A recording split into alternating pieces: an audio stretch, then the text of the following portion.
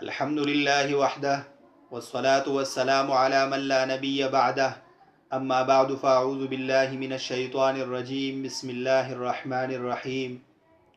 حضور صلی اللہ علیہ وسلم کا فرمان ہے، جو شخص کسی کاہن یا نجومی کے پاس آیا، اس سے کوئی بات پوچھی تو اس کی نمازیں 40 دن تک قبول نہیں ہوتی۔ حضور صلی اللہ علیہ وسلم نے اس شخص کے لیے جو کاہن یا نجومی کے پاس صرف آئے اتنی بڑی وعید بیان فرمائی ہے کہ اس شخص کی نمازیں 40 دن تک قبول نہیں ہوتی۔ اور دوسری روایت میں حضور صلی اللہ علیہ وسلم نے یہ بھی ارشاد فرمایا ہے کہ جو شخص کسی کاہن یا نجومی کے پاس آئے، اس کی بات کی تصدیق کرے تو اس نے حضور صلی اللہ علیہ وسلم کی دین سے انکار کیا۔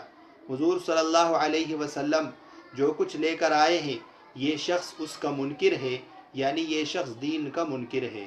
حضور صلی اللہ علیہ وسلم نے اس بارے میں بہت زیادہ وعیدیں بیان فرمائی ہے، لیکن لوگ اس معاملے میں بہت زیادہ بے احتیاطی کرتے ہیں۔ لوگ کاہنوں اور نجومیوں کے پاس جاتے ہیں، ان سے مستقبل کے حالات معلوم کرتے ہیں کہ آپ میری قسمت دیکھیں، میری قسمت کس طرح ہوگی، میری قسمت میں کتنی شادیاں لکھی ہوئی ہے وغیرہ۔ یہ جو باتیں ہیں لوگ نجومیوں اور کاہنوں سے پوچھتے ہیں، جو شرعاً بالکل ناجائز ہے اور حرام ہے۔